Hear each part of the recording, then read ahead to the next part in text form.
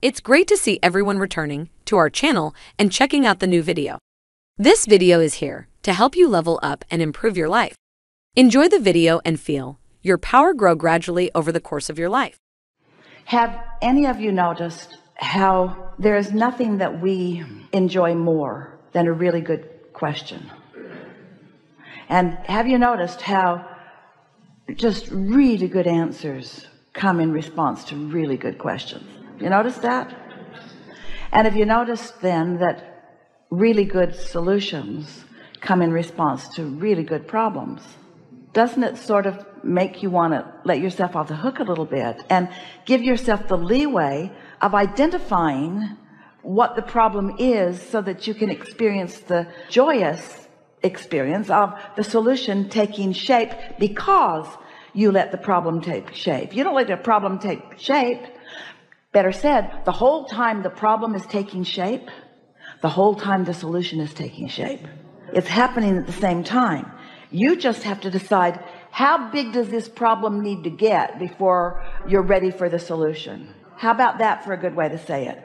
Well, the problem is not very big, so the solution won't be very satisfying. So I think I'll let it get really, really, really big, and then the solution will be really, really, really satisfying. There's more to that than you will admit, because you like the drama. Yeah. I suppose to make it simple, my question is, my concrete example is, I am very happy with the kind of work that I do, but the content of it bores me and depresses me often. And I know that the best way to get away from that is not to think about getting away from it, but focus on what it is I want to do. So does the work just not have the potential of having the kind of expansion in it that you want? The work itself, it does. Yes. Because every particle of the universe has the properties of expansion within them. So why have you decided to carve out a different attitude about this particular subject? Because the work itself can be fun and inspiring, but it's somehow I veered off into the content. The subject matter is just not creative to me. It's not rewarding. But in the process of doing that, didn't you create a solution that you're depriving yourself of? Yes, yes. And isn't the answer to how to cease the deprivation, to cease pinpointing the deprivation?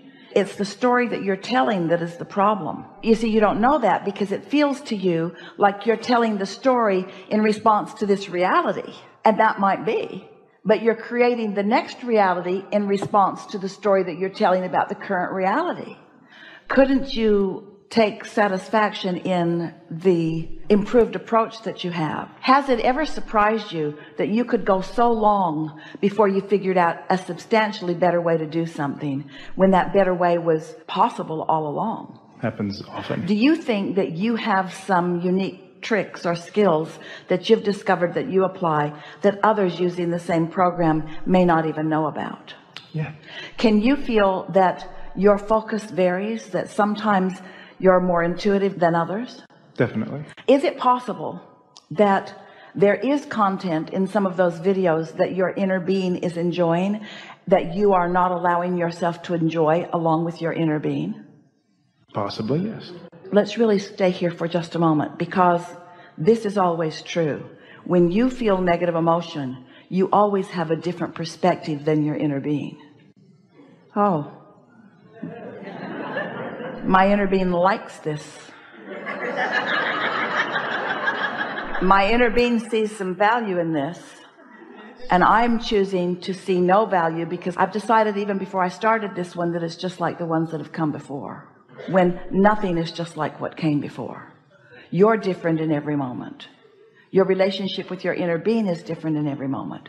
And just as your ability to hone your skills relative to the process keeps improving, and it does, your ability to receive something from this really tremendous amount of content that's flowing through your fingertips is there also. Could this be a resource of information for me? Could there be something hidden between the lines? Esther is watching the World Series, and Esther is discovering things about what Abraham teaches that are evident in everything that's happening on that baseball field. It's not just a baseball game. It's evidence of the laws of the universe.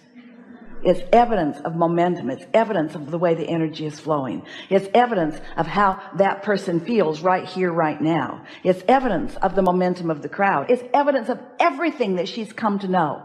And the satisfaction factor in watching, Esther has previously described baseball games as equivalent to watching paint dry. But not this time. There is always the ability to comprehend at a deeper level whatever it is that you're focused upon. And when you cut yourself off from that, you can't help but have an unpleasant time. Okay, yes. I think you've taken care of me.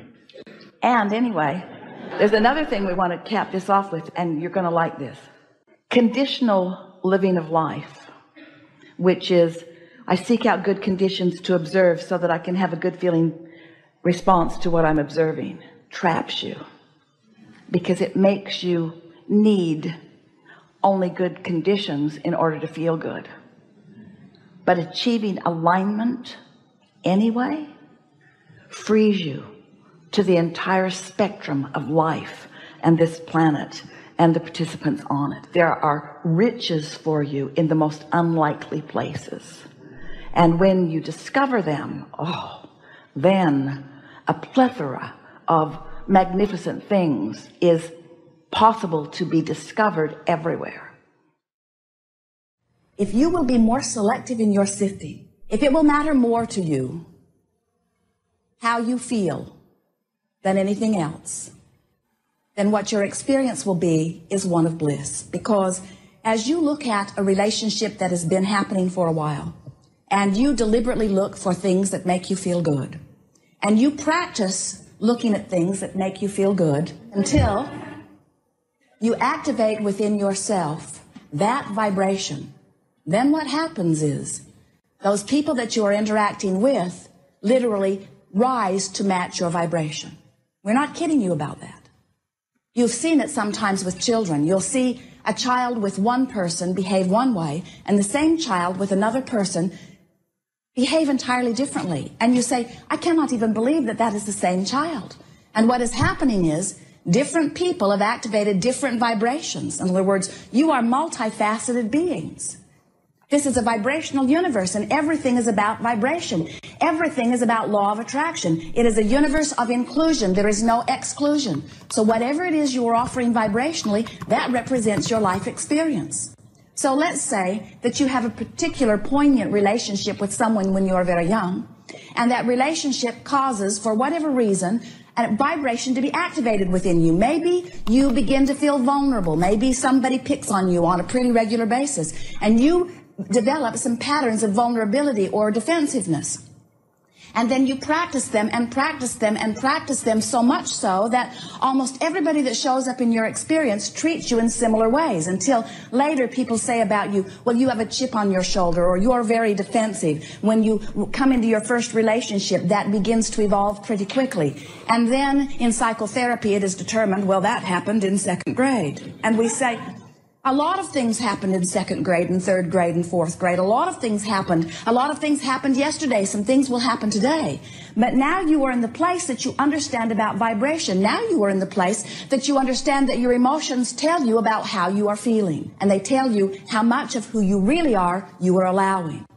So when you get this straight in your mind, that when you are allowing who you really are, you feel eager, you feel sure, you feel powerful, you feel adventurous, you feel healthy, you feel vital and alive, you feel well. You are source energy pouring through these physical bodies. And anything less than that is you pinching it off a little bit, then it's pretty easy for you to begin to guide yourself into thoughts and words and actions that feel good while you're thinking them, because as you are feeling good, then you are in the vibrational place of allowing who you really are to pour through you. It is so much fun to watch our physical friends coming back consciously and deliberately into their own power. It is such a delicious thing to be standing in the middle of something that could be a potential argument or a potential hurt feelings, and to see one or the other of you, it's nice when it's both, one or the other of you standing there and saying, I am source energy. There's no reason for me to feel diminished no matter what you say, no matter what you think, no matter what you do. There's no reason for anything that you're reflecting, which may have something to do or may not have anything to do with me. It is no reason for this to diminish my sense of self, because my sense of self is something that I've been practicing deliberately for a while. So what we really want... And we've reached the end of today's video. We hope you had a wonderful time with us. Please share this video with your friends if you enjoyed it. It means a lot to us. Finally, don't forget to subscribe to our channel for more Abraham Esther Hicks teachings. Thank you and good luck.